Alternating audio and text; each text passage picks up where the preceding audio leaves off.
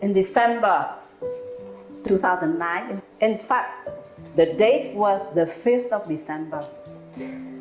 My mentor, Jim Rohn, who has changed my life in 2007, he died at the age of 84. So I asked myself this question, which is such an important question for me. What am I waiting for to live my newly discovered passion? How I am going to live it fully and make something for me in my life. In that way, I think I made a success here. I'm going to reinvent myself with this new passion, this new life in me, this new discovery, this new force, this new energy, this new enthusiasm. My God, I can go on and on with these words. So I took a dive. I plunged into this new career with both feet. And what was it now that will help me to do that? And how I became, from 2010, when I gave my first speech at Ruby Four Hotels in Montreal, in fact on the 18th of March, I still remember, until today, the way I now speak to people and inspire people with my path, the new path for my life, I'd like to share it with you today. I was a real estate agent actually in 2009. In fact, it's 2008 and 2009. And then I knew that the real estate Quebec Association allows real estate agents to suspend their license for 2 years. I said to myself, well, this is a break for me, and in the 2 years, I will test my new passion, I will test my new talent, I will test everything. Hey, without fear. Ladies and gentlemen, fear is not actually something that you can see. Fear is invisible. Fear is something that you see it more in your mind, in your imagination, but it is not a real concrete thing outside. So the day that I decided to take back the control of my life and to muster this courage to go forward with my passion without reservation, it took courage, yes. But courage is not the absence of fear. Courage is fear, and yet we overcome it and then take action.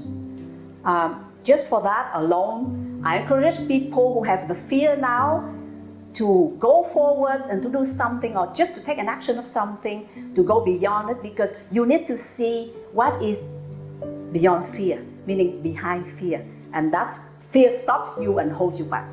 So I have discovered this new passion and reconnect with myself, and I call it the 5-step process because it is 5 steps. And I also call it the 5A process because each step starts with an A. So let's deal with the first one. The first A is awareness. We have to be aware of who we are and who we are today. If you ask yourself a question, who am I today? You need to address a few words here, meaning your identity. Who are you? Your priorities in life. What are they now in your life? Because priorities change over time. What are your fears? Who are your friends? What is your environment right now? What is your physical health and financial security? How is your family? Are you married? Are you single? Do you have children? You see, all of that has to come into the picture now of who you are today. By identifying that, you will now discover what? Beliefs. What are the beliefs you have of yourself today? And beliefs are very, very strong. I don't know whether you are aware of it or not, but beliefs are in our subconscious. It is not on the conscious level. And beliefs are programmed in use for a long time now, from the time you were young. So If these beliefs have not served you so far, you have to get rid of these beliefs. They held you back. They stop you from taking action. They stop you from believing in yourself. They stop you from achieving extraordinary things that you can, you think that you can't. The old you did not serve you. You have now to reconnect and create the new you, because the new you will serve you now very well. It will flow with you. You know who you are, you know what you can do, and you never think about I can't do. That vocabulary doesn't exist actually for me for a while now, and so should you. Okay? So with that, we have now to look at the environment now of where we are and what we are having. And when the new you has been created, you have to create a new environment. And if you cannot create it, change it. You have to, because the new environment now will support you. It will encourage you. It will believe in you. And that will reinforce your own new belief now in yourself. You need that new environment to actually help you to actualize your new life and help you to make changes in your life. So this is awareness.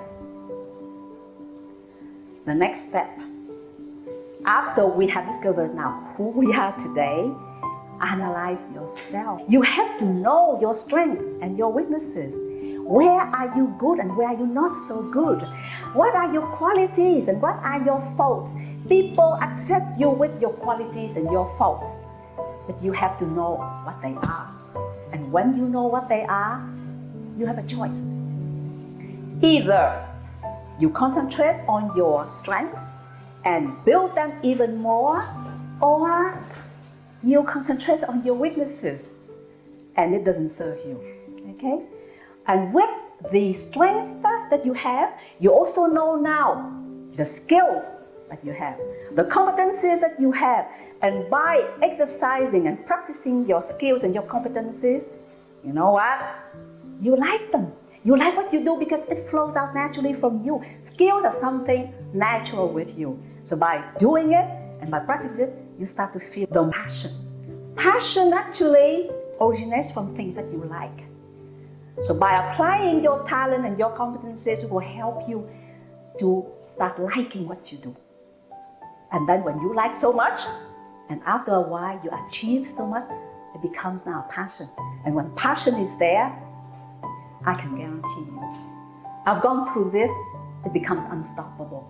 The more you live your passion without reservation, the more you will discover more about yourself and the creativity. My God, you know what?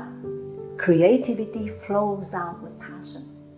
Creativity is not there if passion is not there. For me, I actually can give you now a formula to make it stick more in your mind is passion and creativity equals success. It is like a couple. They exist together. In fact, when you have not discovered yet your passion and your potential, they are inside. You have to bring them out. So therefore, for me, the sooner you discover your strengths, your competence, and then eventually your passion, the better it is. The next thing is the third step. Another A, acceptance. Well, you discover your strength, you discover your weaknesses. It's very well to discover them, but do you accept them? And for that question, actually, it is not that obvious for a lot of people. A lot of people do not accept their strength or their weaknesses, in particular, their weaknesses. So therefore, acceptance involves two things. The first one is personal responsibility. If you accept totally what you do and the results, the consequences of what you do, that I call 100% personal responsibility, meaning you don't excuse yourself. You don't blame other people for what you do and for what you have received in terms of consequences, good or bad, and in particular when they are bad, right? The second responsibility is social responsibility.